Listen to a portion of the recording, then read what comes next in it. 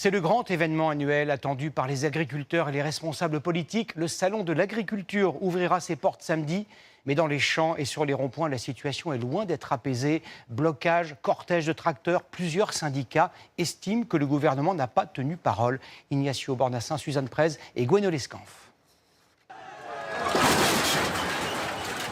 La porte du bâtiment n'a pas résisté à la colère des agriculteurs. Du foin déversé devant la direction régionale de l'environnement. Quelques instants plus tard, une benne remplie de fumier. Vidée aux portes de la préfecture à Marseille.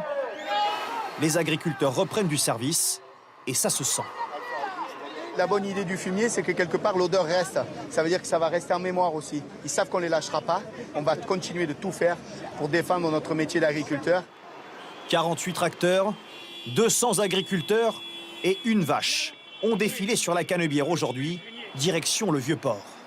Gabriel Attal a promis 400 millions d'euros d'aide, une meilleure rémunération ou encore de la simplification administrative. Mais ici, personne n'a constaté un changement. Ils vont nous obliger à devenir radical. On ne veut pas tout casser, on ne veut pas tout brûler. Mais au bout d'un moment, si on n'obtient pas ce qu'on a besoin, on sera obligé d'en aller là. Si on n'a plus rien à perdre. Des agriculteurs encore soutenus par la population. Ils ont parfaitement raison, parce qu'ils travaillent beaucoup et ils n'ont pas grand-chose. Merci encore à tous. Les agriculteurs se sont mobilisés partout en France. Ils ont notamment visé la grande distribution. À Ibos, dans les Hautes-Pyrénées, une montagne de pneus et de fumier empêche toute livraison dans cette grande surface.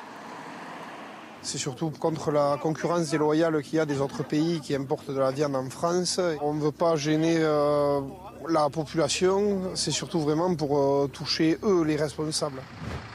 À Quissac, dans le Gard, ce sont des caddies remplis de fruits importés qui ont été brûlés, là aussi pour dénoncer la concurrence déloyale.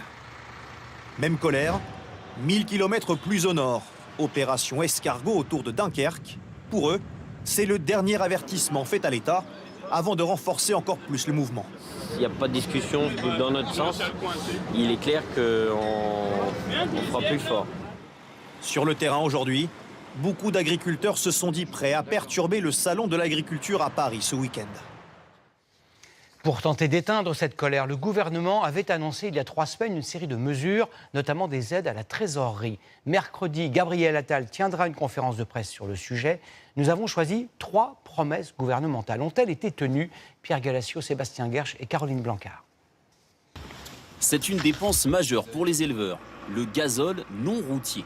Éric possède une dizaine de machines et ce carburant lui coûte chaque année 60 000 €. Eh bien là, ce tracteur-là, une journée complète, il va consommer à peu près 300 litres, quoi.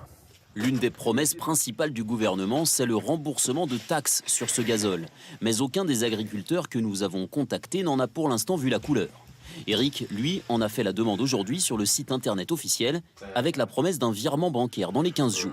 C'est pas évident, c'est parce que moi, mon premier métier, c'est quand même agriculteur. Eh bien moi, sur mon exploitation, ça va représenter 6 700 € environ. Autre promesse du gouvernement, une aide pour les élevages touchés par une maladie virale grave.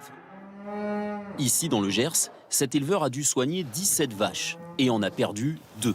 Il espère recevoir 7 500 €, un montant correct selon lui et dont il a impérativement besoin. Il faut encore se justifier, on ne fait que ça. Du 1er janvier au 31 décembre, il faudra fournir les factures des vétérinaires pour les soins, pour les produits vétérinaires également. Ensuite, les bons de mortalité. D'après les représentants des agriculteurs, le délai de paiement pour ce remboursement devrait être d'environ 1 mois. Enfin, tous se plaignent du retard des aides de la PAC, la politique agricole commune. Stéphane a fait ses comptes, il lui manque toujours 16 000 €. Vous voyez, l'année dernière, j'ai touché 61 463 € de la prime PAC. Et cette année, je suis qu'à 44 710. Et on arrive au mois de février, c'est pas du travail quand même. La promesse de Matignon, un versement avant le 15 mars. Encore faut-il, selon nos informations, que des problèmes informatiques soient résolus par l'administration. Demain après-midi, les syndicats seront reçus à l'Élysée.